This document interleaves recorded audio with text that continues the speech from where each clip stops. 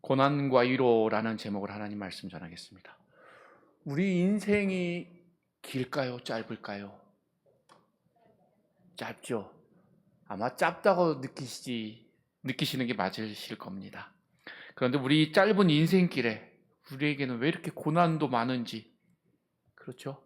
고난이 없이 힘들고 어려운 일들이 없이 살았으면 얼마나 좋을까 이렇게 생각해 볼 때가 있습니다. 삶이 항상 평안하고 우리의 몸도 마음도 편하면 좋을 것 같다고 누구나 생각을 하지요. 그러나 우리 인생에는 평안이 필요한 것처럼 고난도 필요할 때가 있습니다. 우리가 살아가는 이 지구에는 따뜻한 태양이 반드시 필요하지요. 우리는 아마 태양이 없으면 살아갈 수가 없습니다. 그렇다고 해서 밤낮 태양만 비친다면 아마도 땅은 사막으로 변할 것이고 그 어떤 생명도 살아갈 수 없을 것입니다. 그래서 밤도 반드시 필요한 것이지요. 여름이 지나고 가을이 오기 시작하면 태풍이 불지요. 또 태풍이 다가오는데 만약 바람이 불지 않는다면 태풍도 없고 아마도 태풍도 지금 우리나라에 오지도 않을 것 같습니다. 그러나 비록 태풍의 위험과 비가 많이 오는 폭염의 위험이 있다 할지라도 그 태풍으로 인해서 지구 공기의 대류, 즉 공기의 순환이라고 하죠. 이 대류가 잘 이루어지는 것이지요. 이처럼 고난도 우리가 부족한 인간이기에 꼭 고난도 우리에겐 필요할 때가 있습니다. 그런데 우리 인생에서 초년에 평안하다가 노년에 고생하는 것보다는 젊어서 힘이 있을 때 고생 좀 하다가 노후에 평안히 사는 것이 아마 훨씬 좋다고 생각하실 겁니다. 고난이라는 것도 고난으로 끝나거나 아니면 그것이 계속된다면 아마도 매우 고통스러운 것이겠지만 위로가 있고 바로 고난도 끝이 있다면 그 고난 뒤에는 영광이 있다면 우리는 그래서 견딜 수 있게 되는 것이지요. 그러나 우리가 지금 여기서 생각하고자 하는 것은 고난을 당한 그것만이 아닙니다. 고난을 당한 것보다 더 중요한 것은 고난을 어떻게 극복해야 한다는 것이고 그것보다 또 더 중요한 것은 그 고난을 극복할 힘이 바로 우리가 가지고 있는 극기, 인내 아니면 우리 돈 아니면 권력의 힘이 아니라는 것이지요. 이 본래 고난이란 말의 원어의 뜻은 억압하다, 조이다, 꺽쇠를 죄다, 애워싸다라는 뜻을 가지고 있습니다. 그러니까 한마디로 말하면 혹시 그 드라마 옛날 뭐라고 하죠? 사극 드라마 보면 죄인을 어떻게 하죠? 의자에 앉혀놓고 주리를 틀지요. 주리. 아마 무슨 모양인지 상상이 가실 겁니다. 이 고난이라는 말을 한마디로 하면 결국은 주리를 틀다라는 뜻입니다. 옛날 관가에서 죄인을 신문할 때 이 주리를 틀었는데 바로 그것을 말하지요. 고난은 주리를 트는 것과 같아서 그래서 매우 고통스러운 것입니다. 오늘 본문에서 사도 바울이 그 고난을 어떻게 보고 있으며 또 그 해결책이 무엇인가를 우리에게 말씀해 주고 있습니다. 그렇다면 고난의 성격과 고난의 의미는 무엇일까요? 고난은 누구에게나 있습니다. 하나님이 기뻐하셨고 백성들이 존경했던 이스라엘 지도자 모세도 고난받는 종이었지요. 또 우리 성경에 당대의 의인이라고 표현된 최고라 할 수 있는 욥도, 오죽했으면 죄에서 떠난 자라는 표현을 한 욥도 고난을 당했지요. 잘 아시다시피 베드로도 그랬고 바울도 많은 고난을 당했습니다. 이처럼 성경의 많은 인물들이 하나님의 종으로 하나님의 백성으로 하나님의 자녀임에도 불구하고 고난을 겪었다는 것을 우리는 아주 잘 알고 있지요. 고난은 종류와 정도의 차이가 있지만 고난은 어느 누구나 당하는 것입니다. 오늘 우리 가운데도 고난이 없는 사람은 아마 한 분도 안 계실 것입니다. 혹시 고난 안 계신 분 계세요? 네, 저도 고난이 있습니다. 고난 없는 사람은 없을 거예요. 누구에게나 다 고난이 있기 때문이죠. 오늘 찬송가 486장 가사를 살펴보면 1절 가사에 이렇게 나옵니다. 이 세상에 근심된 일이 많고 참 평안을 몰랐구나라고 하고 있고요. 2절 가사에 보면 이 세상에 곤고한 일이 많고 참 쉬는 날도 없었구나라고 합니다. 또 3절에도 보면 이 세상에 죄악된 일이 많고 참 죽을 일이 쌓였구나라고 우리 찬송 가사가 되어 있지요. 혹시 오늘 찬송하시면서 이 가사를 조금 생각해 보신 분 계신가요? 보통 우리가 찬송을 하면은 가사 생각 안 하고 그냥 이렇게 습관적으로 막 부르는 것 같기도 해요. 그러니까 앞으로는 찬송을 부르실 때 꼭 가사를 생각하시면서 가사를 고민하시면서 찬송을 하시면 아마 더 은혜로운 찬양이 될 줄로 믿습니다. 우리 삶에 근심된 일이 많고 곤고한 일, 어렵고 괴로운 일이 많고 또 우리가 살면서 짓는 모든 죄악으로 인해 우리는 바로 사망 권세 아래 있다고 말합니다. 이 모든 것들이 바로 우리 삶에 바로 어디서요? 내 옆에서 나를 고난 속으로 환난 속으로 밀어넣고 있는 것이지요. 그래서 이 세상에 어디를 가든지 누구든지 다 고난은 가지고 있습니다. 근심이 많고 곤고한 일도 많고 또 죄 때문에 겪는 고난이 많이 있다고 하는 것이지요. 우리의 삶에 어떤 일이 닥칠지 만약에 우리가 예상할 수 있다면 우리는 그 고난에 대한 대책을 세울 수 있을 것이고 또 마음의 준비도 할 수 있기 때문에 우리가 받는 충격은 그리 크지 않고 우리가 그 고난도 잘 견딜 수 있을 것입니다. 그러므로 고난은 누구나 겪는 보편적인 것이라 할 수 있지요. 따라서 우리가 예상 못하는 그 고난이 우리 앞에 있음을 인정하시기 바라고 그래서 그 고난을 우리는 이겨내야 하는 것입니다. 하나님을 믿지 않는 세상 사람들의 고난은 영원히 계속되며 마지막에는 지옥의 형벌로 마감을 하지요. 그러나 하나님의 백성들은 우리들의 고난은 그래서 일시적인 것이고 한시적인 것입니다. 마치 초년에 고생하다 노후에 평안히 그리고 낙을 누리며 사는 것과 같지요. 또 찬송가 610장 1절 가사에는 이런 찬송 가사가 있습니다. 고생과 수고가 다 지난 후 광명한 천국에 편히 쉴 때 주님을 모시고 나 살리니 영원히 빛나는 영광일세라고 이 찬양 가사가 되어 있습니다. 이처럼 우리가 살면서 겪는 고난과 고생이 다 지난 후에 어디요? 우리가 주님을 모시고 천국에서 평안히 사는 것이 바로 우리가 예수 그리스도를 믿는 궁극적인 이유인 것이고 우리의 참 소망인 것이지요. 그리스도인에게는 십자가 후에 반드시 영광이 있습니다. 그러므로 그리스도인의 고난은 일시적인 것이지요. 여기서 중요한 것은 그 고난을 어떻게 이해하고 해석하느냐에 따라서 그 고난의 시간, 길이와 고통의 강도가 결정된다는 것입니다. 고난을 어떻게 대하느냐에 따라 짧고 쉽게 끝날 수도 있으며 고통이 순수한 고통이 될 수가 있고 아이러니하지만 그것이 즐거운 고통이 될 수도 있습니다.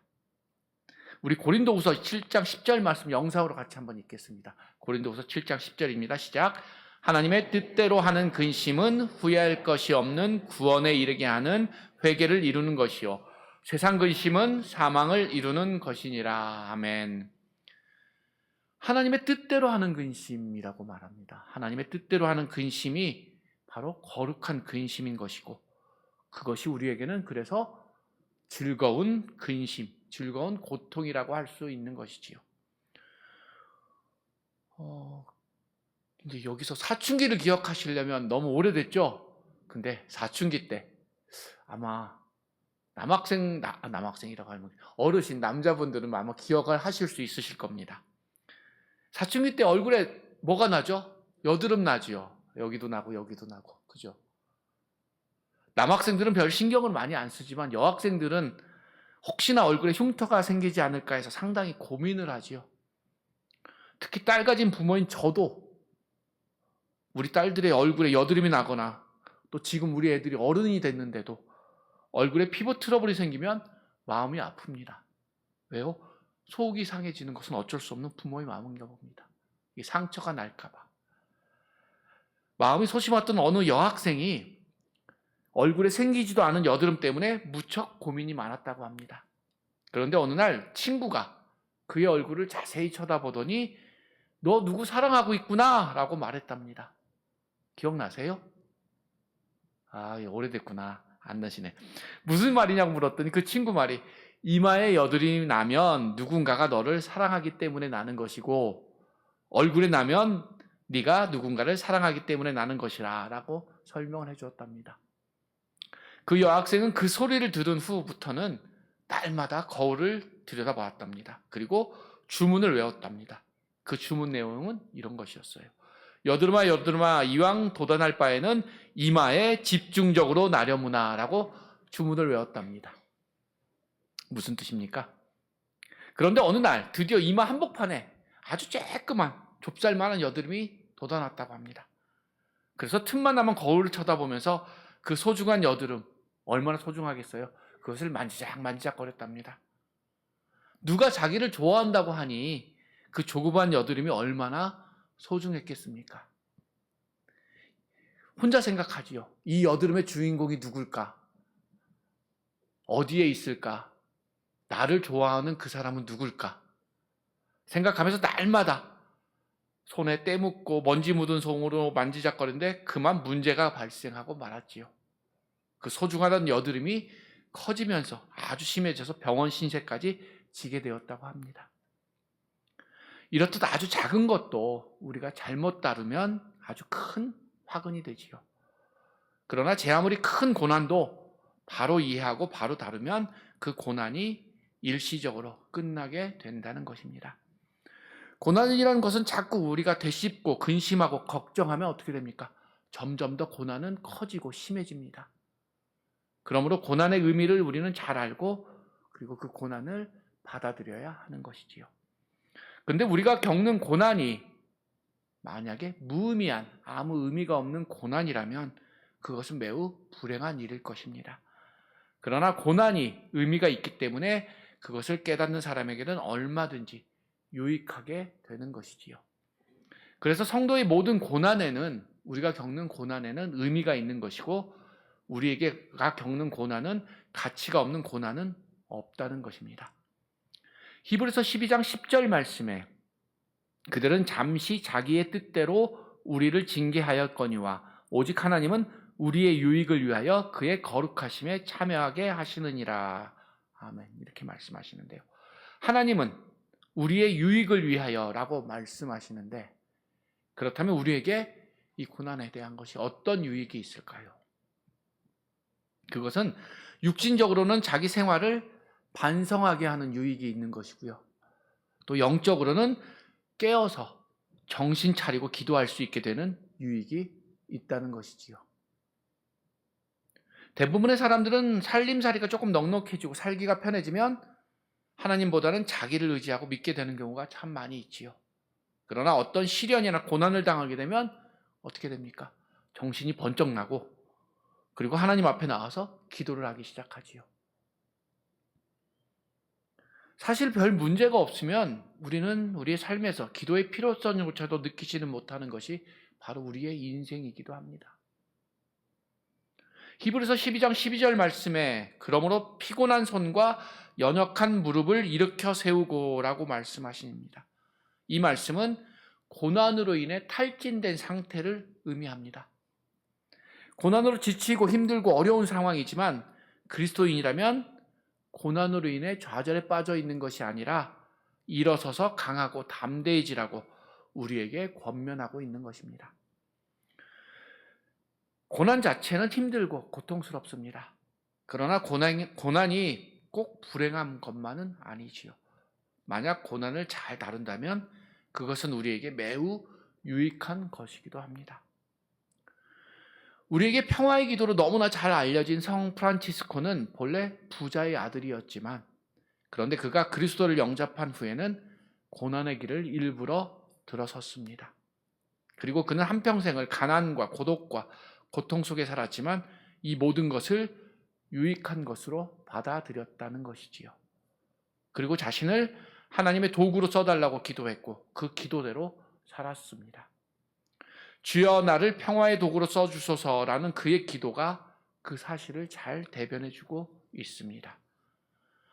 고난은 우리를 성숙한 사람으로 자라나게 해주고 또 고난은 우리를 철들게도 합니다. 또한 고난은 우리로 하여금 깨닫게 해주지요. 그래서 고난은 우리에게 유익한 것입니다. 그러므로 우리에게는 고난이 없이는 위로도 없다는 말입니다. 큰 고난 가운데는 큰 위로가 있는 것이고, 길고 긴 어려움 뒤에는 바로 길고 훨씬 더 큰 위로가 우리에게는 반드시 있습니다. 산이 높으면 골짜기가 깊다는 말과 같은 이치라고 할 수 있지요. 우리 성경 오늘 본문 1장 5절 말씀 우리 같이 읽겠습니다. 1장 5절입니다. 그리스도의 고난이 우리에게 넘친 것 같이 우리가 받는 위로도 그리스도 말미암아 넘치는도다. 그죠? 성경이 우리에게 말씀합니다. 고난이 우리에게 넘친다고. 그죠? 그래서 우리에게 위로도 넘친다고 말씀하십니다. 이 말씀은 고난이 고난으로 끝나는 것이 아니라 고난 뒤에 위로가 뒤따라온다는 말입니다. 우리는 이 말씀 속에서 두 가지 사실을 깨달아야 합니다. 그것은 고난과 함께 위로가 반드시 존재한다는 것이지요. 우리가 어려운 시험에 합격한 사람에게 무엇이 필요할까요? 위로가 필요할까요? 그 사람에게는 축하가 필요하지요. 국가고시처럼 정말 어렵고 합격하기 힘든 시험에 합격한 사람에게 말하기를 위로를 드립니다. 뭐라 드릴 말씀이 없군요 라고 해서는 안 되지요. 그 사람에게는 바로 축하의 말씀을 해줘야 하는 것이지요. 중요한 것은 위로라는 말의 의미입니다. 위로의 헬라어 원어를 보면 파라클레시스라는 단어인데, 이 단어의 원어의 뜻은 가까이에서 부르다 또는 초청하다 또는 소환하다 라는 뜻을 가지고 있습니다. 그러므로 우리가 고난 때문에 시리에 빠져 있을 때, 고난 때문에 우리가 넘어져 있을 때 우리의 곁에 가까이 오셔서, 누가 가까이 오실까요? 바로 예수 그리스도가 오셔서 다정한 목소리로 우리를 가까이 불러주신다는 말씀이 바로 위로, 그리스도의 위로라는 뜻입니다. 마가복음 6장에 제자들이 갈릴리 바다를 건너갈 때 풍랑을 만나서 배가 파선 지경에 이르렀을 때 예수님께서 파도 위로 걸어오시면서 이렇게 말씀하시지요. 안심하라, 내니 두려워하지 말라라고 하시면서 제자들을 찾아오셨습니다. 이게 위로입니다. 우리 예수님은 때로는 고난의 파도를 타고 우리 가까이 찾아오실 때가 있습니다. 그러므로 그 고난을 우리가 바로 감당한다면 우리는 예수님을 가장 가까이서 만날 수 있는 좋은 기회가 될 줄로 믿습니다. 요즘에는 이런 모습 보기 좀 어렵지만 불과 얼마 전까지만 해도 상갓집에서 조문객들이 슬픔을 당한 분들을 위로하는 뜻으로 밤을 새워가며 같이 시간을 보냈지요. 그런데 위로하는 문화가 잘못되어서 뭐합니까? 술 마시고 고기 뜯어먹고 떠들고 화투치는 모습을 볼 수 있었지요. 아무리 생각해 보아도 위로해 주기 위해서 밤새 곁에 머무르는 사람이라고 말할 수 없습니다. 위로한다는 것이 오히려 그 사람들을 더욱더 걱정하게 만들고 또 고통을 더하게 하는 일이 있을 수도 있지요. 그러므로 인간은 진정한 위로자가 될 수 없는 것입니다. 진정한 위로자는 오직 예수 그리스도밖에는 없습니다. 우리 주님은 고난당한 사람을 위로해 주십니다. 바로 어디서요? 가까이 내 곁에 오셔서 우리 이름을 부르시고 우리에게 위로를 주시는 분이시지요. 이사야서 66장 13절 말씀에 어머니가 자식을 위로함 같이 내가 너희를 위로할 것인즉 너희가 예루살렘에서 위로를 받으리니 라고 말씀합니다. 이 말씀도 고난 곁에 위로가 있다고 말씀합니다. 고난당한 자 곁에 주님이 계신 것이고 따라서 고난과 위로는 항상 같은 길을 가고 있는 것입니다. 오늘 본문 1장 5절 말씀 중에서 1장 5절 다시 한 번만 띄워주실래요? 1장 5절 말씀 중에 그리스도의 고난이라는 말과 또 뭐가 있죠? 그리스도로 말미암아 라는 말씀을 우리는 주목해야 합니다. 이 말씀들은 바로 고난의 성격과 해결 방법을 우리에게 알려주고 있는 말씀입니다. 만약에 일부러 높은 데서 뛰어내려서 머리가 깨지고 다리가 부러졌다고 합시다. 그것을 그리스도의 고난이라고 할 수 있을까요? 그죠? 고민 중이십니다. 강도짓 하다가 나쁜 짓 하고 도망가다가 차에 부딪혀갖고 머리통 깨졌다면, 아니면 먹는 것으로 욕심을 잔뜩 부려가지고 배 터지게 먹어서 배가 탈이 나서 고생한다면, 그것도 그리스도의 고난과는 거리가 먼 고난이지요. 그러나 우리가 복음 전하다가 사고 당하든지 아니면 교회에서 봉사하다가 입은 부상이라든지, 아마도 이런 것들은 그리스도와 관계 있는 고난이 되는 것이지요. 그러니까 우리가 고난을 겪는 그 아무 것이나를 우리가 그리스도의 고난이라고 말할 수는 없는 것이지요. 지난밤에 술 진탕 퍼마시고 등에 엎여 집에 온 사람이 아침에 일어나 속이 아프고 골치가 아프다고, 오 주의 고난이 넘치나이다 라고 한다면 이거야말로 어이없는 일이고 주님의 고난을 욕되게 하는 짓이지요. 안 웃으시네요. 저는 웃긴 얘기라고 했는데. 그런데 진짜 중요한 것은 바로 우리가 그리스도로 말미암아 위로가 넘친다는 것이지요. 이것은 진정한 위로자가 누구인가를 설명해 주고 있습니다. 우리 부모님의 위로나 내 친구의 위로나 우리 친지의 위로가 있을 수가 있지요. 그러나 여기에는 분명한 한계가 있습니다. 그러므로 참 위로는 바로 예수 그리스도의 위로인 줄로 믿습니다. 그 이유는 바로 주님 자신이 우리보다 더 큰 고난을 당하셨기 때문이지요. 그것도 우리를 죄의 멸망에서 구원하시기 위해서 우리 대신 고난을 다 받으셨기 때문입니다. 그리고 우리의 고난을 다 예수님께서는 겪으시고, 그래서 우리의 고난도 다 아시는 분이 바로 예수님이시지요. 그러므로 예수 그리스도만이 우리를 진정으로 위로하실 수 있는 분입니다. 예수 그리스도가 참 위로자가 되시는 또 다른 이유는 바로 죽은 자를 살리실 수 있는 능력을 가지셨기 때문이죠. 우리 9절 말씀 같이 읽겠습니다. 9절입니다. 시작. 우리는 우리 자신이 사형 선고를 받은 줄 알았으니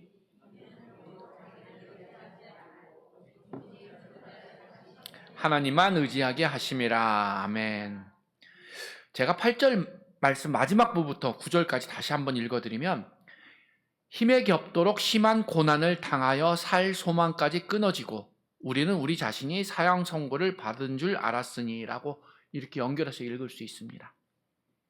즉 힘에 겹도록, 힘이 없으면 아무것도 못합니다.